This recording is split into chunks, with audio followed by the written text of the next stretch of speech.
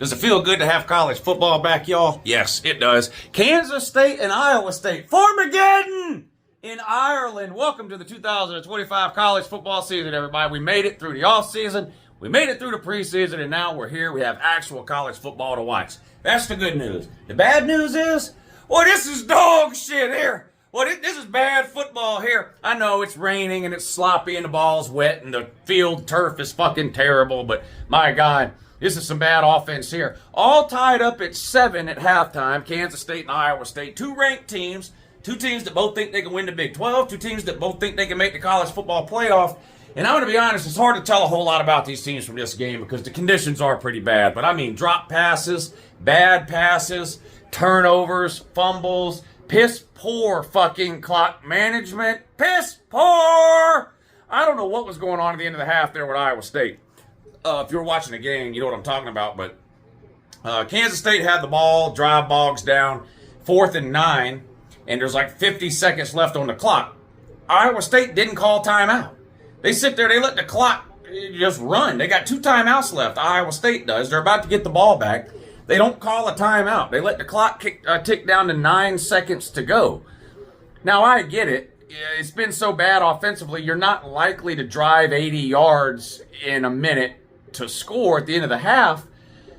But wouldn't you at least give yourself an opportunity? And here's the other thing. Call a timeout, 50 seconds to go. Maybe Kansas State fucks up the punt. The wet ball, pouring down rain, maybe it's a bad snap, maybe the punter drops the ball. I mean, a million things could happen. I don't understand why they didn't take the time out there. And then you go, well, they're just going to say fuck it and go to half, right? So Kansas State punts the ball. The Iowa State guy catches the punt on his own 3-yard line. First of all, you never field a punt inside your own 5-yard line, ever, for any reason, under any circumstances, never, ever, ever.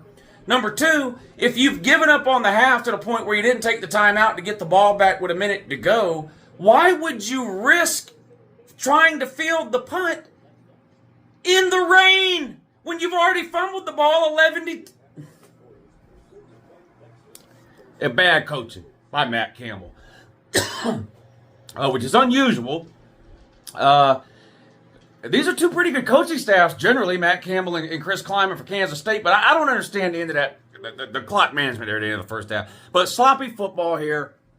If you like offense, this is not the game for you. If you hate blowouts, if you complain about blowouts, then at least the game is close, tied at 7 here at the end of the first half. I started my year 1-0 gambling on college football, though. We had under 24.5 points in the first half, and of course 14 is less than 24.5 for you South Carolina fans that might be watching that, you know, math ain't your strong suit, so to speak. 14.5 is less than 24, just take my word for it. So we 1-0 betting on college football. I should quit now.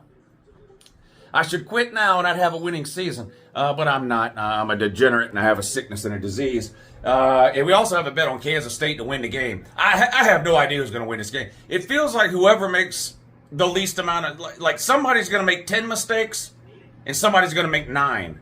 And the team that only makes 9 mistakes in the second half is likely to win, as opposed to the team that makes 10. Dylan Edwards got hurt early in this game, which is disappointing. He's one of my favorite players to watch in all of college football. A little undersized running back for Kansas State.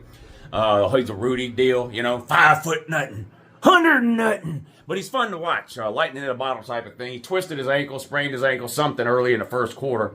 He's on the sideline with the towel on the head routine, so he's not coming back in the game, so that's disappointing. Avery Johnson and Rocco Becht, 2 of the better quarterbacks in the Big 12, not really able to show that today because of the weather. Both quarterbacks have tried to run around a little. That hasn't really worked. The wide receivers are dropping passes. Don't know if it's because they're dog shit. If these wide receivers drop any more passes, they might have to transfer to Georgia. I'm just kidding. Georgia's wide receivers will be great this year. They better be. Better not be like last year. Anyway, it's football. I mean, this is the whole... Look, you got to look at it like it's the whole something is better than nothing deal. You know what I'm saying? Like, it's because this isn't great football. The weather is bad. The teams aren't playing great. But what do y'all think? Who's going to win this one here in the second half? Tied at 7. Headed into headed into halftime. I'll be on at 4 o'clock. I'm streaming this one on Patreon, by the way. So if you're a member of the Patreon page, you're not over here hanging out with us. What are you doing? We're having a great time watching this game. The game ain't great, but the hangout is. So come hang out over on the Patreon page if you're not already. Link in the description of this video. And then I'll be right here on YouTube at 4 o'clock for the Lou and LV game. Yeah, Lou and LV versus... who is Lou and LV playing? This? Some fucking Potato State, Idaho State, whatever the fuck. UNLV is going to beat the soul and will to live out of them. UNLV's headed to the playoffs. Head coach Dan Mullen headed to the playoffs with UNLV, while Florida fans sit home and brag about the Gasparilla Bowl again. Anyway, see you at 4 o'clock.